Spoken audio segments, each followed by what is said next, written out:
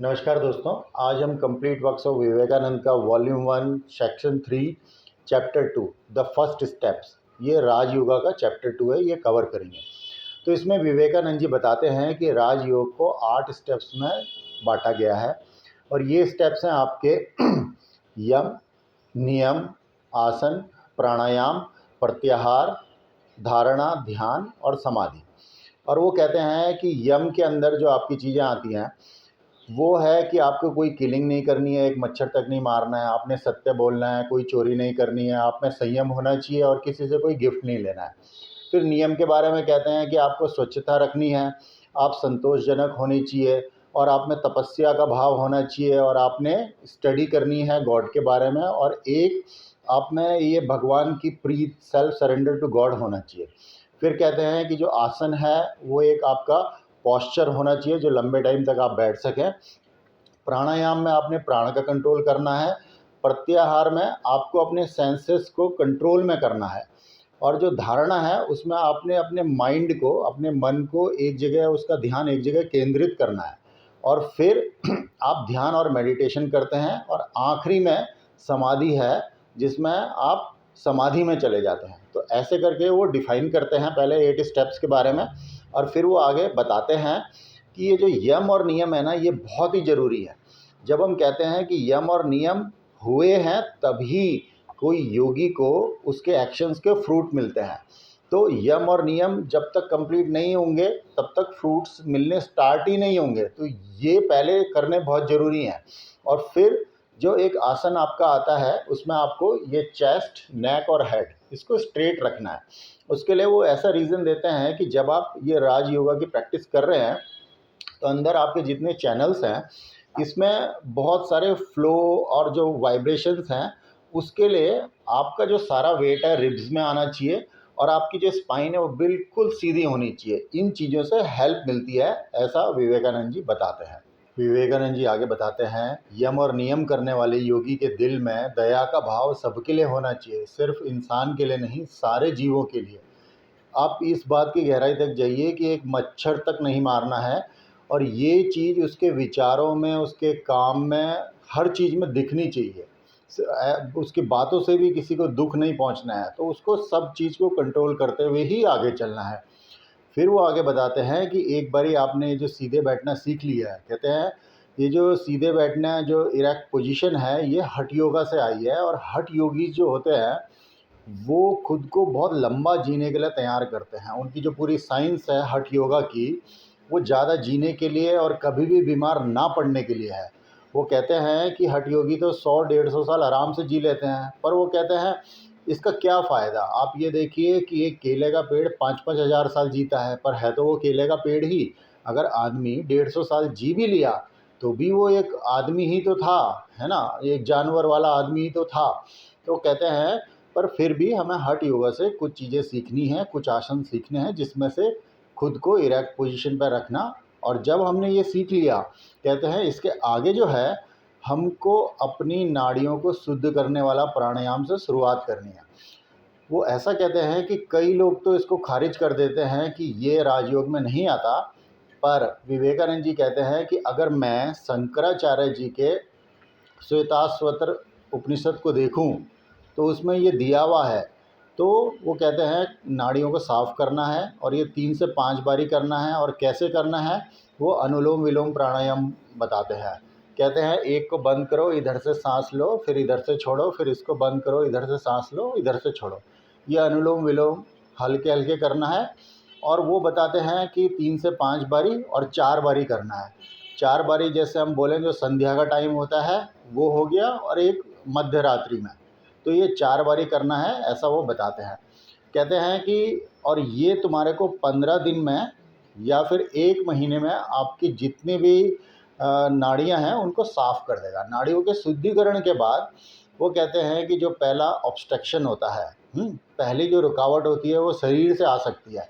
तो शरीर का बहुत ख्याल रखना है, अपने खाने का, आप क्या खा रहे हैं और आप क्या पी रहे हैं, आप कैसे रह रहे हैं, इन चीज़ों का ख्याल रखना है। और फिर कहते हैं जो दूसरी रुकावट आएगी आपको, वो आएगी कि आपके दिमाग में डाउट हो जाएगा। कहते हैं देखो डाउट होना तो बहुत ज़रूरी है, सिर्फ बातों से तो आदमी का काम नहीं चलता, तो आदमी को शुरू में लगेगा ये तो सिर्फ बातें हैं, इनसे क्या होने वाला है। फिर वो कहते हैं कि ऐसा होता है, जब ये डाउट होता है तो शुरू में कुछ छोटी छोटी चीज़ें आपके पास आ जाती हैं, और वो एक छोटा सा आपको हिंट, आपको एक छोटी सी रोशनी दिखाई देती है ना, तो आपको फिर जो आप कर रहे हैं उस योगा पे आपको विश्वास हो जाता है। उसका वो एग्ज़ाम्पल ऐसे देते हैं कि शुरू के दिनों में ही ऐसा हो सकता है कि आप लोगों की थॉट्स पढ़ने लगें, आपको वो एक पिक्चर की फॉर्म में दिखाई देने लगेंगी। और ऐसा भी हो सकता है कि अगर आप कोशिश करें तो दूर की आवाज़ सुनना है, तो वो भी आप सुन पाएंगे है कोशिश करने में। और कहते हैं कि अगर आप फिर ध्यान लगा के बैठे हैं अपने नोज़ के टिप में, तो आपको इतनी अच्छी खुशबू आएगी। तो ये सब कहते हैं कि हिंट हैं, और इनसे एक बारी ऐसा दिख गया हल्की सी रोशनी, तो आपकी डाउट आपका फेथ में बदलेगा। फिर आपको जब फेथ आएगा तो आप और अच्छे से करेंगे। और वो कहते हैं कि बहुत दिनों तक ये करना है, बहुत प्रैक्टिस करनी है, सिर्फ मेरी बातें सुनने से नहीं होगा, बहुत लंबी प्रैक्टिस चलनी चाहिए, तभी इसमें ऐसे आगे होता है। तो वो कहते हैं इसका एग्जाम्पल देते हुए एक स्टोरी सुनाते हैं। वो कहते हैं एक बारी क्या होता है कि देवता और राक्षस दोनों के दिमाग में ऐसी जिज्ञासा आती है कि आत्मा क्या है, क्या हम ही भगवान हैं। तो ये पता करने के लिए वो एक सिद्ध पुरुष के पास जाते हैं। तो सिद्ध पुरुष उनको कुछ बेसिक ट्रेनिंग देते हैं और कहते हैं जिसको आप खोज रहे हो वो आप ही हो, आप ही वो प्राणी हो जिसको आप खोज रहे हो। दोनों बड़े खुश होते हैं, वापस अपने लोगों के पास आते हैं और बोलते हैं हमें पता लग गया है, हम ही आत्मा हैं, हम ही भगवान हैं, और टेंशन की कोई बात नहीं है, खाओ पियो मज़े करो। अब जो राक्षस होते हैं वो तो बॉडी में लिप्त होने वाले लोग होते हैं, तो वो ज़्यादा ध्यान नहीं देते, सो जाते हैं, अपने खाने पीने में मग्न रहते हैं। पर देवता शुरू में तो सोचते हैं कि अगर ये बॉडी ही भगवान है, यही आत्मा है, तो इसका ख्याल रखते हैं, इसको अच्छे अच्छे कपड़े पहनाते हैं, अच्छे से रखते हैं। पर फिर उनके दिमाग में आता है कि ये बॉडी आत्मा नहीं हो सकती। वो वापस सिद्ध पुरुष के पास जाते हैं और फिर वो सिद्ध पुरुष से कहते हैं कि बॉडी आत्मा कैसे हो सकती है, क्योंकि हम रोज़ लोगों को मरता हुआ देखते हैं। तो सिद्ध पुरुष कहते हैं तुम वही हो, खुद से पता करो। तो फिर से देवता वापस आते हैं। फिर वो सोचते हैं कि जो प्राणिक एनर्जी है, जो डिफरेंट टाइप की एनर्जीज फील होती है अंदर, क्या ये आत्मा है, क्या ये भगवान का सच्चा रूप है। तो वो सिद्ध पुरुष के पास वापस जाके कहते हैं कि प्राणिक एनर्जी तो आत्मा नहीं हो सकती, क्योंकि जब हम कुछ खाते हैं तो ये हाई जाती है, नहीं खाते हैं तो लो जाती है। तो सिद्ध पुरुष कहते हैं नहीं, तुम वही हो, तुम खुद से पता करो। फिर से वो वापस आते हैं। फिर वो सोचते हैं कि क्या ये मन आत्मा है। पर वो कहते हैं तो बड़ा चंचल है, कभी अच्छा सोचता है, कभी बुरा सोचता है। वो सिद्ध पुरुष के पास जाके कहते हैं मन तो आत्मा नहीं हो सकता, अच्छा बुरा अलग अलग सोचता है, बहुत चंचल है। सिद्ध पुरुष कहते हैं नहीं, तुम वही हो, तुम खुद से पता करो। तो फिर जब वो खूब प्रैक्टिस करते करते करते करते बहुत प्रैक्टिस करते हैं, तब उनको आत्मा का असली स्वरूप समझ में आता है। तो उनको समझ में आता है कि आत्मा वो चीज़ है जिसको कोई तलवार काट नहीं सकता, कोई आग जला नहीं सकती, और उनको उसका अनुभव होता है। पर जो राक्षस होते हैं दूसरी तरफ, वो अपनी बॉडी में ही लिप्त रहने के कारण इस गूढ़ रहस्य को जान ही नहीं पाते, ऐसा विवेकानंद जी बताते हैं। विवेकानंद जी आगे बताते हैं कि ये जो शरीर है ये बहुत इम्पोर्टेंट है, और इसको हमारे ही नहीं बाकी धर्मों में भी बहुत ऊपर का दर्जा दिया गया है। इसको जानवरों से ही नहीं देवताओं से भी ऊपर माना गया है मानव शरीर को। और देवताओं को भी मानव शरीर लेना पड़ता है, धारण करना पड़ता है, तभी वो और ऊपर जा पाते हैं। तो ऐसा बताने के बाद वो कहते हैं कि वापस जब हम अपने सब्जेक्ट में प्राणायाम में आते हैं, तो अब हमको अपना ब्रेथ का कंट्रोल सीखना है। और ये जो ब्रेथ है ये बहुत इम्पॉर्टेंट होती है। ये वो कहते हैं कि जितने भी शरीर के अंदर हमारा जो पूरा तंत्र है, ये हर एक चीज़ को प्रेरक शक्ति देती है। और जैसे एक इंजन में फ्लाईव्हील का काम होता है, तो पहले फ्लाईव्हील घूमता है और फिर इंजन को पावर ट्रांसफ़र होती है, वैसे ही ब्रेथ बहुत इम्पॉर्टेंट है, और इसका ही कंट्रोल पहले हमें सीखना है। इसके लिए पहले वो एक कहानी सुनाते हैं। वो कहते हैं कि एक राजा ने एक मिनिस्टर को सज़ा के रूप में एक बड़ी इमारत पे कैद कर दिया, और वहाँ पे कैद होने के बाद जब वो ऊपर था तो रात को उसकी वाइफ आती है नीचे। तो मिनिस्टर बोलता है कि मेरे को 4 चीज़ और लेके आओ।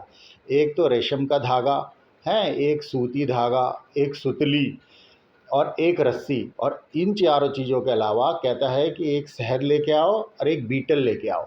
ब्रिंग जो होता है वो कहता है कि बीटल के जो एंटीने होते हैं उसमें शहद लगा देना और इसको ऊपर ऐसे छोड़ देना है सीधी लाइन में, और पीछे उसके रेशम का धागा बांध देना। तो उसकी वाइफ वैसे ही करती है। तो बीटल शहद की खुशबू से, प्रेरक शक्ति से आगे चलता रहता है ऐसे ऊपर ऊपर ऊपर ऊपर। तो जब वो ऊपर ऊपर चलता रहता है तो रेशम का धागा भी सीधा जाके उसके हाथ में आ जाता है। वो कहता है कि अब इसके नीचे आप सूती धागा बांध दो, जिससे मैं खींचूंगा तो मेरे पास सूती धागा आ जाएगा। फिर जब सूती धागा आएगा तो नीचे आप सुतली बांध देना।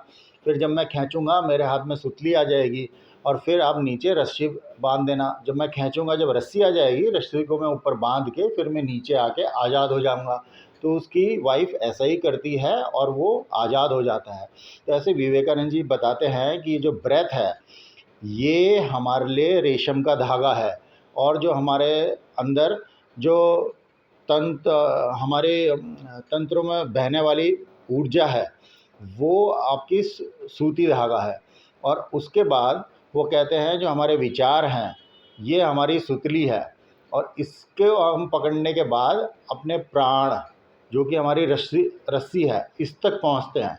और इस सीक्वेंस में जब हम जाते हैं तो प्राणों को जब हम पकड़ लेते हैं, पहले ब्रेथ का कंट्रोल करके, है ना, फिर अपने नर्व करेंट्स का कंट्रोल करके, नर्व करंट से फिर अपने थॉट्स का कंट्रोल करके, और उसके बाद प्राणों का कंट्रोल जब हम कर लेते हैं तो हमें वो अनुभूति होनी चाहिए जिसके पीछे हम लोग इतनी मेहनत कर रहे हैं। हमें हर चीज़ का अनुभव हो जाएगा, फिर हमें कुछ बताने की ज़रूरत नहीं पड़ेगी, ऐसा विवेकानंद जी बताते हैं। ऐसे ही हमको बहुत प्रैक्टिस करनी है। हमको अपने ब्रेथ से, अपने सांसों से शरीर के अंदर उतरना है और अंदर ये महसूस करना है कि नर्व करेंट्स और बाकी चीज़ें क्या चल रही हैं, हमारा प्राण क्या कर रहा है। कह रहे हैं कि ये जो प्राणायाम है ये बहुत वास्ट सब्जेक्ट है, ये इतनी जल्दी एक दो लेक्चर में नहीं होगा, इसके लिए बहुत पढ़ना है हमें। आगे बहुत लेक्चर हम कवर करेंगे और इसको और अच्छे से समझेंगे। फिर वो कहते हैं कि इसकी प्रैक्टिस बहुत ज़्यादा करनी पड़ेगी। और अच्छा तो ये है कि जो लोग अफोर्ड कर सकते हैं वो लोग एक अलग से कमरा रखें, उस कमरे में सिर्फ इसी प्रैक्टिस के लिए जाएं, उस कमरे को साफ रखें, वहाँ पे कोई भी ऐसी भावनाएं ना लाएं जो कि गलत हो, और उस कमरे को सोने के लिए भी यूज़ नहीं करना है, सिर्फ अपने ध्यान के लिए ही यूज़ करना है, अपने प्राणायाम के लिए यूज़ करना है। और कहते हैं कि वहाँ पे फूल वगैरह भी लगा सकते हैं। कहते हैं कि यही थॉट प्रोसेस थी पहले टेम्पल्स की और चर्च की, जो कि अब कुछ ही टेम्पल्स और चर्च में बची हुई है जहाँ फॉलो नहीं होती हैं। कहते हैं ये चीज़ें करना अच्छा होता है, क्योंकि जब आप उस कमरे में एंटर करते हैं या टेम्पल या चर्च जहाँ पे ये सब चीज़ें फॉलो करी जा रही हैं, तो आपको एक शांति मिलती है एक अलग तरीके की। तो ये और जो लोग अफोर्ड नहीं कर सकते वो जहाँ पे भी टाइम मिले वहाँ करें, पर दिन में 2 बारी ये करना बहुत ज़रूरी है। और खाने से पहले एक नियम बना लें कि खाना तभी खाएं जब आपने ये कर लिया है, तो अपनी प्रैक्टिस के बाद ही आपको खाना खाना है, ऐसा विवेकानंद जी बताते हैं। और वो कहते हैं कि इसको करने से पहले हमको क्या करना है, उसको ये बोलना है कि सभी लोग खुश रहें, सभी लोग शांतिपूर्ण रहें, सभी लोग आनंदित रहें, ऐसा हमको चारों दिशाओं में बोलना है, ईस्ट वेस्ट साउथ नॉर्थ। और उसके बाद हमें अपने शरीर का ध्यान करना है, हमें बोलना है ये शरीर बहुत मजबूत है, और क्योंकि ये मजबूत शरीर ही आपको आगे लेके जाएगा इस रास्ते पे जो बहुत कठिन है। तो हमको ये ध्यान करना है ये शरीर बहुत मजबूत है, और जितनी भी ये कमज़ोर चीज़ें हैं शरीर से वो हट जाए, ऐसी भावना के साथ विवेकानंद जी चैप्टर को क्लोज करते हैं। और इसके साथ ही हमारा भी 1.3.2 chapter initial steps to Rajyoga यहाँ पे ख़त्म होता है। और जैसा कि दोस्तों हम हर वीडियो में कहते हैं, अगर ये वीडियोस आपको मोटिवेट या ट्रिगर करते हैं कंप्लीट वर्क्स ऑफ विवेकानंद को डिटेल में खुद से पढ़ने का, तो हमको बहुत अच्छा लगेगा। बाकी आप ये वीडियोस भी यूज़ कर सकते हैं जिसमें इम्पॉर्टेंट बातें हम कवर करते हैं। बाकी कोई क्वेश्चंस हो तो कमेंट कीजिए। धन्यवाद दोस्तों।